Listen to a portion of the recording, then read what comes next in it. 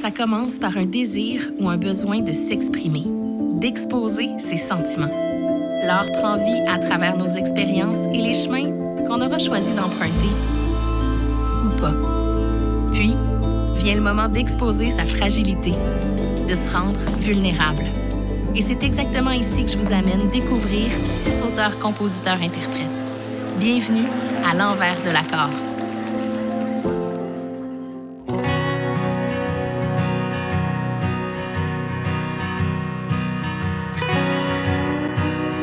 Aujourd'hui, je vais rejoindre un duo musical qui a fait ses preuves en studio comme sur scène. Femme de 1001 projets, elle navigue de la musique à l'animation, en passant par les plateaux de tournage, la production et la création. De son côté, il collectionne les chapeaux et les collaborations musicales. Elle a grandi entre les caisses de guitare, il a fait le tour du monde à la basse. Accompagnée de son acolyte Rob Langlois, mon invité cette semaine, Caro Laurando. Tu résonnes encore, oui tu résonnes encore, ces mélodies de doux souvenirs. Caro Laurando, Rob Langlois, je suis vraiment heureuse de vous recevoir parce que chacun de votre côté, vous avez un passé musical assez lourd, assez diversifié. Et au fil des ans, vous avez établi une belle collaboration. Comment ça s'est fait, cette collaboration-là? Bien, on a une amie en commun, donc Cynthia Harvey. Puis Robert a réalisé le premier album que tu as réalisé, d'ailleurs, c'est l'album de Cynthia Harvey. Et là, après ça, bien, on s'est comme croisés dans une couple d'événements. Puis là, bien, il est venu voir un de mes shows. Ici à Québec, justement. Oui, justement, sur les plaines d'Abraham. Oui, c'est ça, exact. Spectacle d'été, là. Oui, il est venu voir la Country Girl. Puis là, Mané, il a commencé à me jaser. Puis il me dit que... Il dit, écoute, dis-moi, j'ai un bagage country quand même, ça jouait chez nous. Puis là, en tout cas, il dit, moi, je serais intéressée qu'on travaille ensemble. Puis ça a commencé bien. Puis il y a eu vraiment des affinités rapidement. Tu sais, il y avait bien des choses qu'on voyait pareilles, les deux. Puis on s'entendait bien sur comment la musique doit être rendue. Il faut penser aussi que quand tu enregistres un album, ces chansons-là, tu vas les faire vivre en spectacle. Puis elle avait ça de le voir tout de suite. Fait qu'on s'est vraiment bien entendu. Puis ça s'est poursuivi sur scène. Puis, Oui, vraiment. Puis je pense que Robert, c'est la personne qui... Je pense, en tout cas, dans mon entourage, qui comprend tellement chaque artiste avec qui il travaille, comment on veut le faire, notre musique, tu sais, comment on veut. Puis moi, bien, je trouve qu'aujourd'hui, j'ai trouvé vraiment mon identité musicale, puis comment je veux le chanter, qu'est-ce que je veux dire. Puis c'est ça, c'est facile. Puis c'est sûr que, comme il dit, évidemment, on s'est rendu, on est des amis, puis c'est un précieux. C'est un précieux. Ça fait à peu près 10 ans, cette collaboration-là? Oui, déjà. C'est vrai, déjà. Oui, c'est comme, ouais. Le temps passe vite. Oui, c'est ça. Votre rencontre avec la musique, là, chacun, comment ça s'est fait? Ben moi, c'est sûr que j'ai l'impression que je suis née dans un caisse de guitare parce que mon père, il chantait. Puis, écoute, il jouait dans ce temps-là, il appelait ça des hôtels. Fait qu'il chantait à l'hôtel, puis il me traînait partout. J'étais bébé. Fait que, tu sais, j'ai grandi dans la musique. Ma mère, c'était une grande mélomane de la musique country. Fait que, je veux dire, moi, le matin, je veux dire, elle se levait tôt, puis à 6 heures le matin, c'était de la musique country qui jouait pendant qu'elle faisait son repassage. Fait que, c'est ça, moi, je veux dire, ça fait partie de ma vie, là. C'est un mode de vie, là, vraiment. La musique, là, j'avais comme pas le choix, je pense, d'en faire, là, tu sais. Puis après ça, mes parents, ils ont eu un bar. Puis là, ben c'est là que j'ai commencé publiquement, là, à 14 ans, à chanter devant des gens. Là. Puis là, ben, j'ai jamais arrêté. Ça coule vraiment dans ses veines. Tu sais, sa façon de chanter, sa façon de composer, sa façon de boire. Tu vois que le country est vraiment dans elle. Fait que c'est le fun pour un réalisateur de travailler avec quelqu'un qui sait où est-ce qu'elle s'en va. Même elle dit qu'elle a trouvé son son, mais tu sais, c'est dans elle. Moi, mon travail avec elle était vraiment de l'aider à trouver, là, je suis bien dans ce qui se passe. Là. Mais c'est, non, ça paraît qu'elle a baigné là-dedans. De ton côté, la rencontre avec la musique, ça se fait comment, toi? Sur un T'es pas game. Oui. Ouais. Il y avait... j'étais plus jeune, puis j'aimais beaucoup la musique. Puis je me disais qu'à 12 ans, tu peux pas jouer dans un groupe jusqu'à ce qu'au secondaire, je vois un groupe jouer. Puis il y avait un gars qui avait mon âge, qui chantait dans le groupe. Puis c'était quand même, à mes yeux d'enfant, c'était très professionnel. Puis Puis j'ai rencontré les musiciens, puis il leur manquait un bassiste. Je leur ai dit que moi, j'étais bassiste, puis c'était pas vrai pantoute. J'ai eu comme 3 semaines pour apprendre les chansons, puis quand je suis arrivé à la répétition, je me rendais compte que je savais plus les chansons qu'eux autres. Fait que je me suis dit, oh, il y a peut-être quelque chose là, puis ça n'a jamais arrêté. Ça a toujours été là, la musique, mais là, je sentais vraiment que ça faisait partie de moi. Un de nos partenaires, qui est Sylvain Lévesque, qui est député de la circonscription de Chauveau, accorde une grande place à la culture, et c'est pourquoi il propose la question suivante. Pourquoi c'est important de soutenir la culture? Ben moi, je pense que c'est le battement de cœur du peuple. Là. Sans culture, je trouve que la vie serait beige. Ça serait très, très beige. Ça divertit, ça casse de la vie tous les jours. Fait que, c'est un équilibre, je pense, oui, c'est essentiel. Oui, c'est essentiel parce que les gens s'en rendent pas toujours compte, mais enlève la culture tout d'un coup. Il y aura peut-être pas le journal le matin, il y aura pas l'émission de radio qui t'écoute, il y aura pas de... Fait que si t'enlèves ça... Non, c'est ça. Ça arrête un gros ça fait moteur. pas. Caro, je t'ai demandé de choisir une chanson qu'on allait analyser aujourd'hui ensemble et du tac au tac, tu m'as répondu « La mémoire de personne ». Ouais. Pourquoi? Ben là, cette chanson-là a vraiment une histoire super le fun. C'est mon père, je disais que mon père était musicien, on lui a baigné dans la musique. Et en 2015, il est décédé. Puis mon père, c'était un personnage dans la vie. Lui, quand les gens lui demandaient c'est quoi votre nom, il disait mon nom est personne. Bon. Fait que c'était quelqu'un qui aimait faire réagir, qui aimait tout ça. Et un jour, à un moment donné, mon père, il a décidé que, bon, là, la musique, ça ne tentait plus. Puis il a vendu sa guitare, la fameuse Takamine, que j'ai commencé mes premiers accords, que j'ai appris. Donc, ça a été très...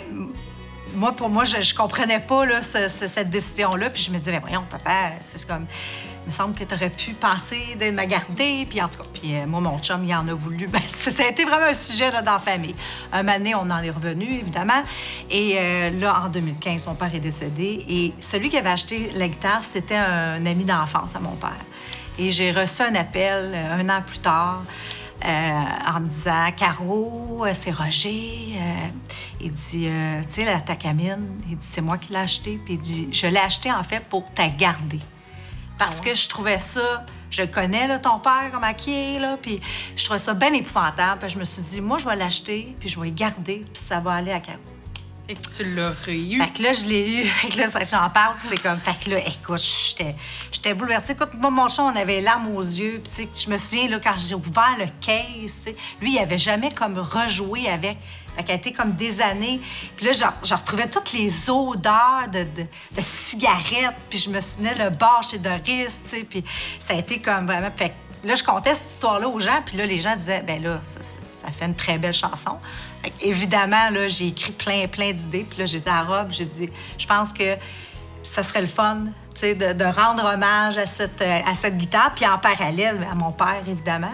Donc, toi, tu as les idées, là, tu couches ça sur papier. Bien, souvent, moi, notre façon de travailler, là, c'est ça. Là, je sors de toutes les idées, les souvenirs. Fait que là tu sais, bon, ben les odeurs. Là, je parle de Marlène et Rachel. C'est qui Marlène et Rachel? Bien, c'est 2 femmes, les premières femmes qui ont chanté au bar de mes parents, qui jouaient de la guitare. Puis moi, ben j'avais été bien impressionnée de ça. Ça m'a donné le goût, justement, d'apprendre la guitare. Fait que, tu sais, tous les souvenirs, on écrit ça. Puis lui, ben il a vraiment, lui, un don. Je trouve vraiment que tu as un don avec les mots. Bien, tout mettre ça dans un ordre qui se peut, tu sais. Mais l'affaire, c'est qu'elle est beaucoup dans les souvenirs, mais pas dans la nostalgie. Tu sais, je sens jamais quand elle me raconte quelque chose qu'elle regrette ça, puis et mon Dieu, que c'est plus là. Elle va raconter ça avec tout le beau côté de « Gars, ça fait partie de ma vie. » Fait que moi, je trouve ça beau. Tu sais, c'est souvent ma job, c'est de faire un peu de ménage dans le ragoût, là. Tu sais, elle va tout avoir ses idées. Puis quand je dis qu'elle a toutes ses idées, ça peut être 3-4 pages comme il faut, là. Faut fouiller là-dedans. Puis là, ça, c'est intéressant. Puis là, je fais un premier tri. Puis là, elle revient avec ça. Ouais, puis elle a des idées d'affaires qui s'enfilent. Ouais. C'est vraiment, comme on dit en anglais, un work in progress. Ouais. Puis on y arrive tout le temps parce qu'on a quand même composé beaucoup ensemble. Oui, puis moi, tout était nouveau. Quand j'ai commencé à travailler avec Rob, j'avais jamais travaillé avec un réalisateur. J'étais habituée de faire mes affaires. Je composais toute seule. Fait que tout était un peu, tu sais, comme du nouveau. Mais, tu sais, aujourd'hui, là, on dirait que je travaillerais pas C'est autrement, là. Je te dis, je t'aime. Non, mais c'est le fun. On a une belle façon. Puis je trouve que ça a évolué aussi. Tu sais, on a quand même 3 albums qu'on a travaillé ensemble. Puis, tu sais, je le vois, là, l'aisance aussi. Puis la façon. Puis, tu sais, ça marche, tu sais. Puis moi, les mélodies, la musique, ça vient toujours plus facile de ton côté? Que les paroles. Ouais. Okay. J'ai souvent des... Fait que là, des fois, j'y envoie des affaires... Mais pleine de questionnements, par exemple. Ça arrête jamais. Ça aussi, c'est mon autre job. À un moment donné, là, on est rendu là. Parce qu'à un moment donné, là, faut se dire, OK, c'est fini. On s'est rendu là. La chanson, jusqu'à aujourd'hui, c'est ça que ça veut dire. Parce que si on continue, à un moment donné, peut-être que le sens va changer. Fait que, tant qu'à ça, on fera une chanson qui fera la suite de ça, tu sais. Parce qu'elle va douter beaucoup, puis elle n'a pas douté, parce que c'est tout le temps des bonnes idées. Fait qu'en studio, non, on y arrive, on arrive à l'heure. De façon consciente, là, est-ce que vous avez utilisé, je regarde Rob, là, mais est-ce que vous avez utilisé des processus créatifs, des processus d'écriture, une structure, quelque chose de concis, de façon volontaire pour la chanson? Bien, peut-être au niveau de la musique qui a été différent, celle-là, parce qu'on t'est inspiré. Ouais. Tu sais, d'habitude, moi, je compose une mélodie, puis là, après ça, on décide ensemble, bon, on s'enligne-tu plus vers une balade ou on la met plus, tu sais. Mais là, on a parti de... Vu que moi, c'était comme... hommage à la guitare, mon père qui écoutait du George Jones, qui écoutait du... Fait que je voulais comme... J'ai écouté, là, j'ai fait entendre plein de chansons de George Jones qu'on écoutait chez nous, puis on s'est inspiré de ça, de cette époque-là. Il y avait quelque chose de commun, tu sais, dans tout ce qu'elle me faisait écouter, puis ça connectait, puis c'est vrai qu'on ne ferait pas ça souvent. Oui, parce que c'est ça. Fait que là, on a parti de ça pour comme la mélodie, puis tout ça, puis c'est ça. Fait que ça, c'est un peu différent de notre processus habituel, là. Ouais. Je suis allée rencontrer Maude Carrier, qui est docteur en musicologie, et je lui ai demandé d'analyser la chanson « La mémoire de personne ». Ça, c'est le fun. À votre avis, là, quel élément sort du lot? Quel élément est mis de l'avant? Hey, ben écoute, ça, tu m'as appris, là, je dois l'avouer. Je savais même pas que ça existait. Un docteur en musicologie, je suis comme, wow! Fait, là, je suis comme juste très, très curieuse. Là. J'ai aucune idée vers où on s'en va. On parle de la musique, des paroles. Tout à fait, l'ensemble de la chanson. Ouais, c'est vraiment de la curiosité, là, j'ai très hâte.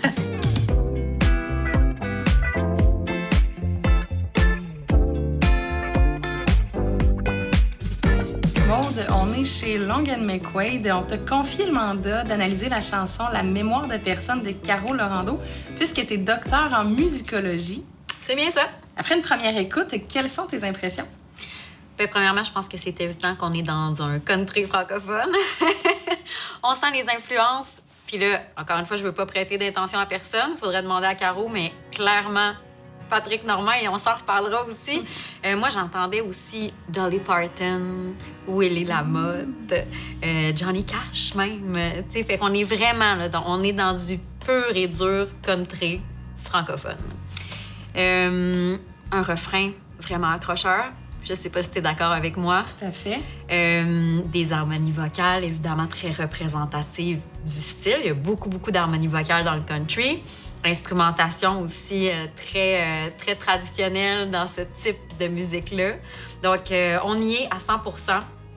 Une chanson qui, vois-tu, à la première écoute, je me suis demandé de qui on parlait. Ben vois-tu, je me suis demandé la même chose. C'est vrai? Je me suis demandé, est-ce qu'on parle de quelqu'un? Est-ce qu'on parle de quelqu'un de proche, d'un idole, de Patrick Normand. De Patrick Normand, pour pas le nommer. Et j'ai pas ma réponse. T'as pas ta réponse? Non. Tes hypothèses les plus plausibles auraient été quoi? Tu sais, après ta première écoute, je te renvoie la question. Je le sais pas, parce que j'avais l'impression que c'était quelqu'un de très près. Oui. Peut-être son père. Moi, je pensais ça. Quelqu'un de proche comme ça. Je sais pas. À toi de me le dire, qu'est-ce qui fait le plus de sens? Oui, moi, je pensais ça aussi parce que il y a des référents il y a des noms qui ressortent dans cette chanson-là. Je les ai ici là, pour pas... On veut pas débaptiser personne. Marlène et Rachel sont nommées dans le premier couplet. Puis là, on se demande qui sont Marlène et Rachel. Je sais pas si tu as eu cette... Ben, aussi, elle parle d'un hôtel, mais moi, je me suis vraiment retrouvée dans les bars-salons que je n'ai pas connus, mais dont mes parents m'ont parlé. Okay. Mon père avait un band quand il était jeune. Il jouait dans les bars-salons, tu sais, des hôtels de village. Là. Fait qu'on dirait que je me sentais là. Puis moi, ça m'a fait penser à mon père, donc j'ai peut-être été influencée par ça. Puis là, je me suis dit, bon, première écoute, OK, j'ai l'impression qu'elle parle peut-être de son père. Mais en arrivant dans, et là on en reparlera, dans une des sections de la chanson qu'on appelle le pont, Ouais. il y a des références à des chansons de Patrick Normand. Oui. Donc là, je me suis dit, elle parle-tu de Patrick Normand? Puis là, finalement, non, il y a un indice dans le pont qui nous est donné qui me fait m'amener ailleurs. Je pense que je viens de comprendre. Vas-y. Dans le pont, on parle de la guitare de Jérémy, qui est une chanson de Patrick Normand. Et on parle de la Gibson de mon père, Oui. qui est une autre chanson. Exact. On a 2 guitares. On a 2 guitares. Est-ce qu'elle parle de sa guitare? Moi, c'est ce que je pense. Parce que, et là, je vais te dire quel est l'indice qui m'a été donné. Les paroles du pont. Et là, je vais expliquer, je t'explique après toute la question de la structure. Dans les paroles du pont, on commence en nous disant « C'est en ouvrant le vieux case, te privant des projecteurs. » Et là, je me suis dit, qu'est-ce qui se passe avec cette phrase-là? Si on parle de quelqu'un, pourquoi en ouvrant le case qui privait des projecteurs? Et c'est là que j'ai compris que fort probablement que tout le long de la chanson, la personne à qui on parle, parce que c'est une chanson qui est écrite à la 2e personne du singulier, donc au tu, bien, possiblement que c'est une guitare, parce que c'est en ouvrant le vieux case, te privant des projecteurs, nostalgie de tes odeurs, ça sent quelque chose, Les le cordes bois. rouillées. Les cordes rouillées, le bois, on le sait tout. Ouvrir un case de guitare, ça sert tout le temps la même affaire. C'est comme les écoles primaires. C'est vrai. Et là, on nomme les chansons de Patrick Normand. Et là, à mon tour de raconter ton histoire, donc par cette chanson-là, ça serait mon hypothèse. Et là, parlons-en. On parle du pont depuis tantôt. Oui, parlons-en du pont. Parlons-en du pont. En fait, parlons de la structure des chansons, parce que le pont, là, c'est un concept qu'on attribue beaucoup dans l'univers collectif musical. On attribue beaucoup ça à Paul McCartney. OK, pourquoi? Ouais, comme si c'est lui qui était l'instigateur de cette affaire-là, parce que c'était un peu sa signature. Dans une chanson, on est habitué d'entendre un couplet, un refrain. OK. Ça, c'est clair pour pas mal tout le monde. Il y a des chansons sans refrain, j'en conviens, là. Des fois, c'est juste plein de couplets. Mais souvent, une chanson, couplet-refrain, c'est la forme avec laquelle tout le monde est à l'aise. Et des fois, il y a des petites sections dans des chansons qui sont ni un couplet, ni un refrain. Ça peut être soit, dans certains cas, des pré-refrains. On n'est pas devant ça dans cette chanson-là. Il n'y a pas de pré-refrain.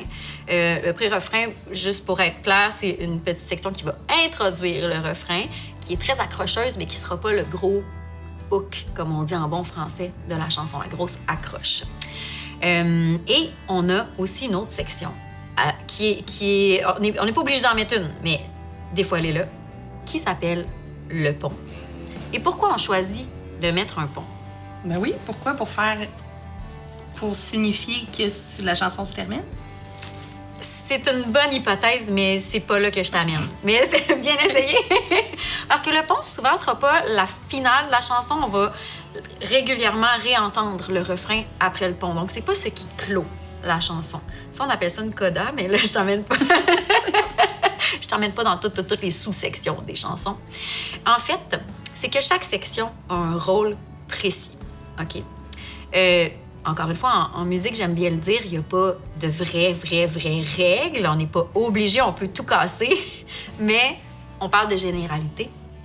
Normalement, les couplets vont être la section des chansons où on va développer. On va aller plus dans les descriptions. On va raconter l'histoire. On va aller à la rencontre des personnages.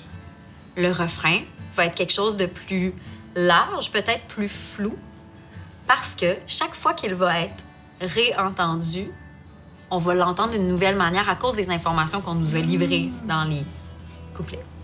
Donc, sous forme d'histoire. Ça fait comme une histoire, exactement. C'est comme si le refrain, c'est toujours l'idée principale de l'histoire, un genre de résumé, mettons, et qui va être précisé par les couplets. Et là, on se dit, d'accord, pourquoi alors un pont? Le pont, souvent, va servir à créer un contraste, soit dans la musique, soit dans les paroles, la plupart du temps, les deux. Ouais. Donc, ce contraste-là, qu'est-ce que ça fait, un contraste? Ben, ça nous sort de nos habitudes. Ça fait qu'on Ouais. va porter plus attention. Yes, exactement. Et donc, c'est la parfaite section pour créer une ouverture, déposer une petite surprise, nous donner l'indice qui nous manquait pour comprendre la chanson. Ah, OK. Et c'est ça, ici, pour moi, en tout cas, ce que Caro Laurando fait, c'est exactement ça. Elle se sert du pont pour révéler « Ah, gang, finalement, je vous parlais de cette guitare qui m'est si chère. » C'est ce qu'on en comprend. Exact. Donc, c'est la pièce du casse-tête, la dernière pièce, le dernier morceau pour avoir l'information complète et là, qu'on comprenne, qu'on catch en bon français, encore une fois. Exact, c'est la clé de l'intrigue. C'est tellement pertinent, Maud. Merci pour tes explications, ça apporte une nouvelle compréhension. J'ai hâte de voir ce que Caro va en penser, si c'était voulu tout ça. Absolument. On style laid back, pas de meilleure place. On prend quelques minutes pour relaxer avant que vous montiez sur scène. Mais juste avant, notre partenaire, le groupe Entourage, vous remet un certificat pour une nuitée à l'hôtel Entourage sur le lac. C'est gentil. Écoute, je suis déjà allée, fait que je suis vraiment, vraiment contente d'y retourner. Puis je dois dire que la région ici, là, j'ai un petit coup de cœur, un petit faible. Quand je viens ici, là, c'est toujours bien agréable. Merci beaucoup. Êtes-vous bien assis? Oui, là, c'est le dévoilement, là. C'est le dévoilement. Ah, j'ai hâte. Donc, on est dans le country. Oui. Jusque-là, ça tient la route? Oui, c'est bon. Country francophone, hein, ça fait du sens. Un refrain accrocheur. Il y a des belles harmonies dans la voix, mais dans la chanson complète qui est typique du country. Maud s'est questionnée sur le sujet. De qui on parle? De quoi on parle? Et on se demandait, c'est qui Marlène et Rachel? Et d'emblée, elle donnait la référence qu'elle se sentait un peu comme dans un salon-bar dans le temps. C'est exactement ça. C'est hein? exactement ça. Exactement ça. C'est le bar chez Doris, de mes parents. Au niveau de la structure, hein, on en parlait. Donc, habituellement, il y a un couplet, des couplets, un refrain, des fois un pré-refrain, des fois un bridge, un pont. Mais ils ont tous des rôles, ces sections-là. Le pont, ça sert à créer un contraste. Ça peut se faire par les paroles, par la musique, par les deux en même temps. Dans le cas de la chanson La mémoire de personne, ben c'est dans les deux, donc la musique et les paroles. Et qu'est-ce que ça fait quand on crée un contraste? C'est peut-être une genre de conclusion, je sais pas, un peu de l'explication. Tu vois Ce ça? que je disais tantôt, des fois, c'est d'essayer de ramener quelque chose de surprenant, Exactement. Notre oreille va se dire « Ah, c'est pas comme d'habitude. Ouais. Alors, on va être plus vigilant et on va écouter. Ah! Alors, le pont devient un moment pour donner une dernière pièce du casse-tête. OK, attirer l'attention. Attirer l'attention. Ah, ouais. Et je te cite, Caro, pour le bridge, c'est en ouvrant le vieux case, te privant des projecteurs, nostalgie de tes odeurs, la guitare de Jérémy, la Gibson de mon père, à mon tour de raconter ton histoire. C'est donc à ce moment-là qu'on comprend que tu parles de guitare. de la fameuse guitare. Hein? C'est Voilà. exactement ça. Ah, c'est le fun. C'est intéressant, vraiment. Merci tellement de votre partage. Je vous laisse aller vous préparer pour nous présenter votre version acoustique de ta chanson, La mémoire de personne. Super. J'ai en mémoire ces longues soirées et de toi à nous faire chanter des rendez-vous bordés d'amour jusqu'à la levée du jour. Te souviens-tu de Marlène et Rachel qui avec toi charmait tout l'hôtel, forgeant ton son, ton caractère au travers les bouteilles de bière? Tu résonnes encore, oui tu résonnes encore, ces mélodies de doux souvenirs.